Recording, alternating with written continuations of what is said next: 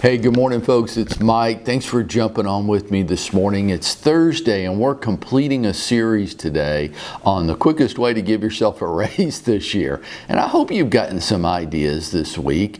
I want to tie it up with something I think is so important right now, because too many of us are losing too many transactions each month.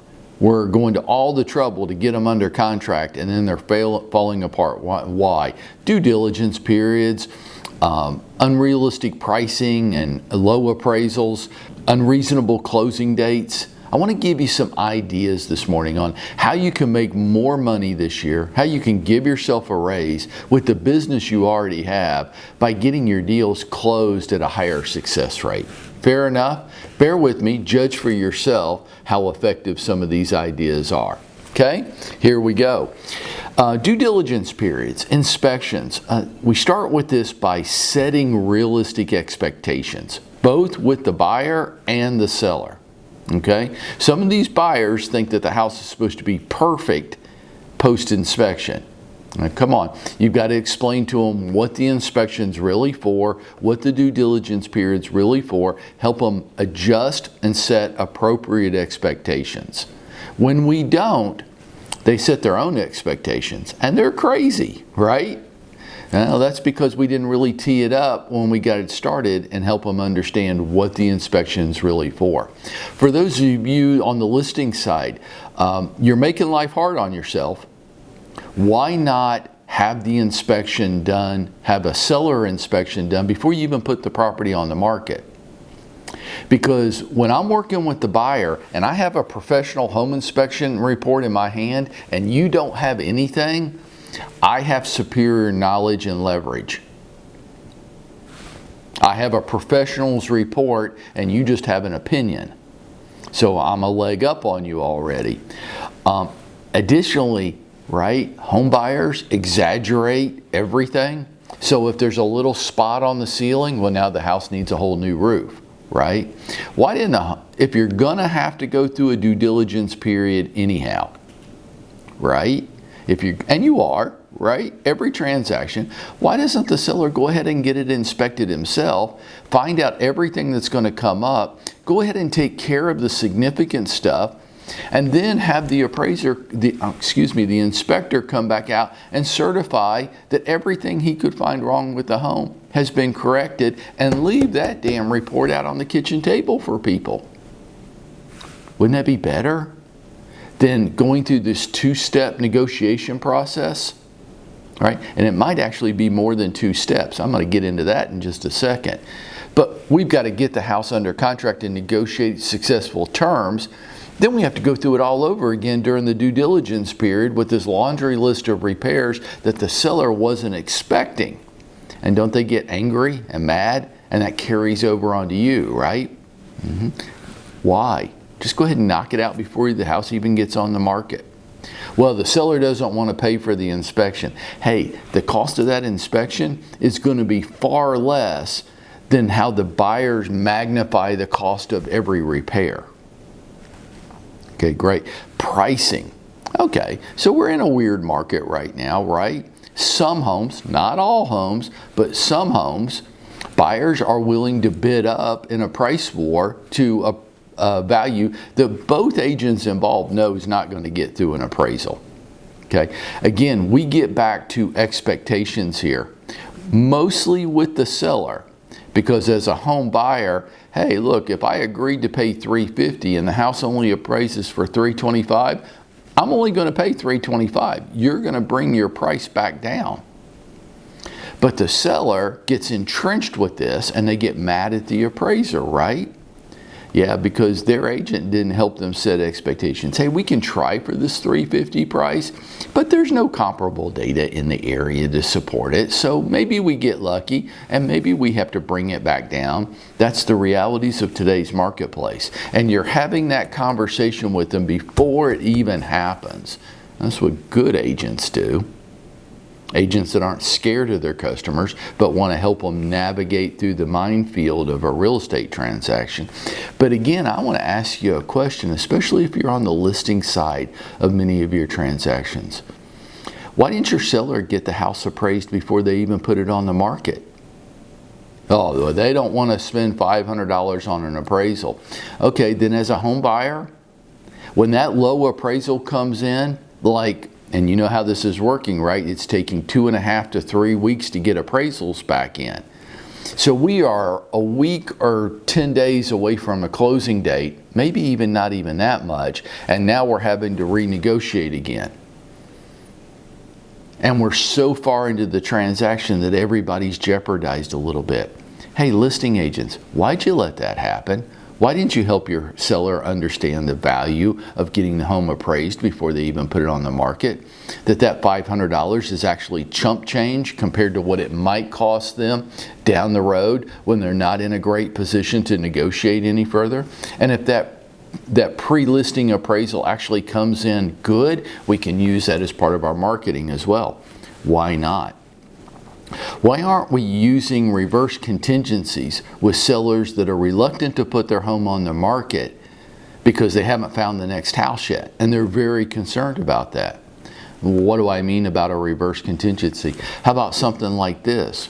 The seller reserves the right to cancel the contract for any reason during the due diligence period with a full return of earnest money to the buyer.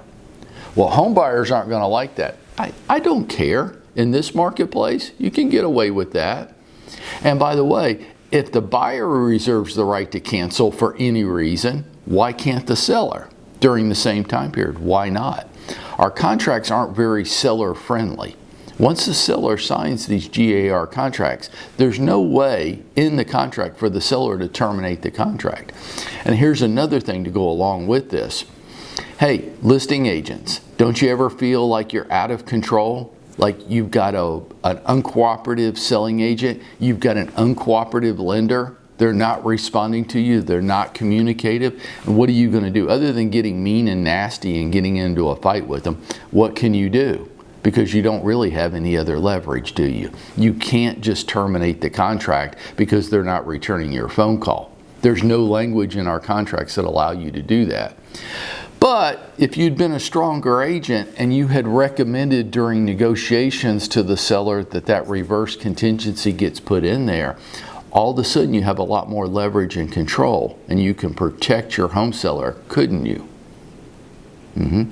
Hey, selling agent, lender, if you don't return my phone call within the next hour, we're going to terminate your contract. And you actually have the right to do that. You think they're returning your call then? You think they're sharing the information you need then? Yeah, they are, because now you have leverage. If you were a strong agent and you helped the seller put that language into their contract. How about per diem penalties? You want to hold people's feet to the fire? You want them to perform? I hear this comment often. I don't even understand what earnest money is all about. It doesn't seem to influence anybody and keep them diligent to their contract. No, that's actually true, because you're not getting enough earnest money from people up front for them to be scared about losing it, and you have no leverage in your contracts. So if you had a reverse contingency in there, you would. What if you had a per diem penalty in there? What if it said something like this? If the buyer fails to be ready for their designated closing date, the cost to extend the contract will be $100 per day, each calendar day past that closing date. If their lender's not ready to close, why should the seller have to bear that burden? Put a per diem penalty in your contracts and watch how everybody's behavior starts to change. How about this? How about, to keep from losing so many contracts, how about if we start writing reasonable closing dates and helping buyers and sellers understand why that's so important? You in this market are trying to get things closed in 30 days. It's unreasonable. Appraisers are beyond capacity. Lenders and underwriting departments are beyond capacity. It's not their fault. They're not bad people. They're experiencing a surge of purchase and refi business at the same time. You can't staff up for it that quickly. There's no way.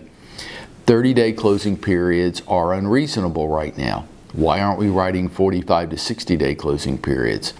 And on another point there, I get the whole interest adjustment game and why everybody wants to close on Friday the 31st of the month. But when you do that, you create all kinds of problems for yourself. We are creating so many burdens and obstacles on ourselves because everybody else is trying to do it then too. And lenders, they just don't have the ability to put out fires at the end of the month. They don't. They're just going to close the easiest loans to close, and the others we're going to have to work out, but you're going to need an extension. And you can not like that, and you can throw your temper tantrum all you want, but why'd you set it up to close on the last day of the month like everybody else does?